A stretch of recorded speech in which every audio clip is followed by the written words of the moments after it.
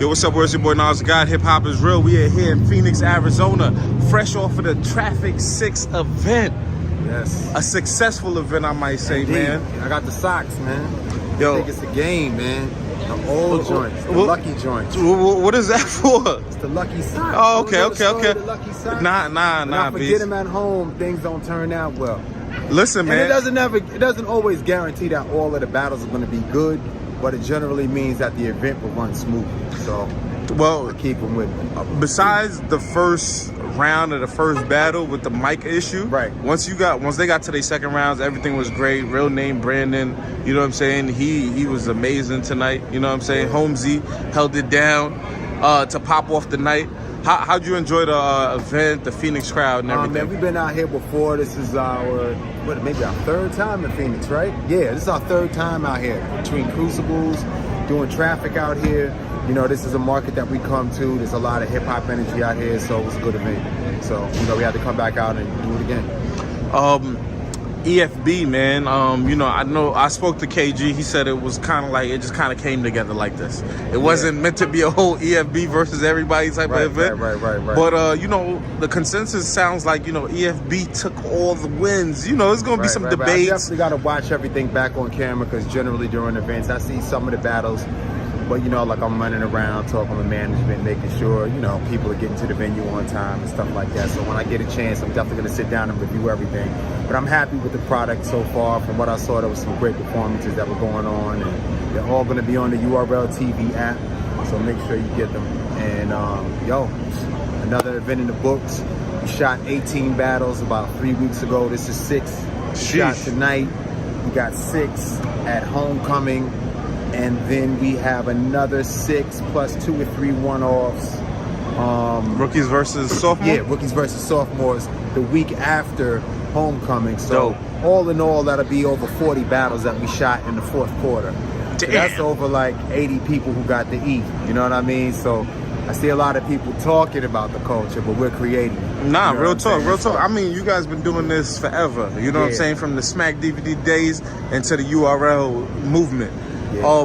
When you look at nights like tonight, man, when you see the up-and-coming guys get their chance to go against some of the top guys, and then the top guys showing out, what does that say for you guys and just the work that y'all putting in with these artists? I mean, it's all about bringing new talent into the culture, right? That's why we have the programs that we have, and that's why we're always working to, bring new talent in. We take the chances. We're willing, to bring new guys in and test them and see what they have and what they're made of. You know what I mean? And sometimes it's successful and sometimes it's not successful, but it's about taking chances because no one else is doing it.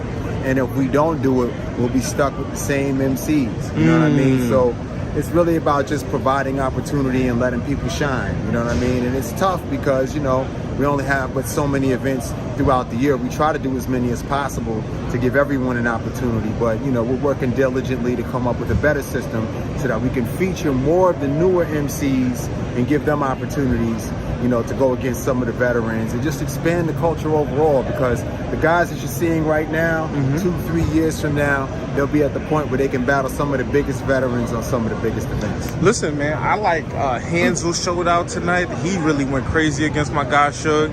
Right. I feel like Authentic held his own against JC. These guys, I feel like they really took it. And Kid Slade, you know what I'm saying? Right. For the things that, he's went through with the rock battle and the things that's been on his name, for him to be able to sustain that and never break, that's extremely impressive. And battling Nitty in Phoenix. You know what I'm saying? I mean, listen, man, a lot of people are taking the game seriously, and I think the focus right now should be on actual battle rap. You know what I mean? I think we've gotten away from that. There's a lot of things going on in the battle rap world, a lot of drama. Yeah. You know what I mean? But, I guess it's all part of the culture. It's part of the magic. It's like WWE in a sense. But, I think it's getting back to where people are actually concerned and are, into caring about the actual material and content that comes from the MCs. And that's where our primary focus is. Facts. And right after this, you guys are going right into New York, sold out event. Two announcements and the event's already sold out. How y'all feel about that, man? I mean, we knew that this was going to happen because New York is the Mecca. You know what I mean? And we haven't been in New York for some time. Shout out to KG. Thank you, my brother KG, the poet. Wouldn't have been possible to get this done without him. You know what I mean? So this is our brother. But you know, we knew that New York was going to be a success just because of the demand for it. You know what I mean? People wanted to see battles in New York City, and you know, the last one was successful. And you know, just us coming back into town again, and you know, with the first two announcements being so big, we knew that it would only be a matter of time before the event sold out. But the beauty of it is you can get it live on pay-per-view on Caffeine. Yeah, we need that. Everybody can watch the event live. We need that. And watch Yes. it transpire live, and you know what I mean, really get a chance to enjoy it. So I'm happy about that. So it's definitely Caffeine live. We get the whole culture gets to enjoy it. I want to ask, you know what I'm saying? You know, we love the Mook and Twerk announcement. I think that's a dope battle. But you know, we had chopped it up with Mook, and I also spoke to Brizz behind the scenes, and you know, I guess there was a discrepancy about Mook potentially battling Brizz, and Brizz said that was never a thing. Well, yeah, there was no offer for Brizz to battle on Homecoming. Okay. For this particular event, there was an offer for him to battle Mook earlier in the year, and you know, we went through that stage, but we didn't actually reach, you know, a final point with that.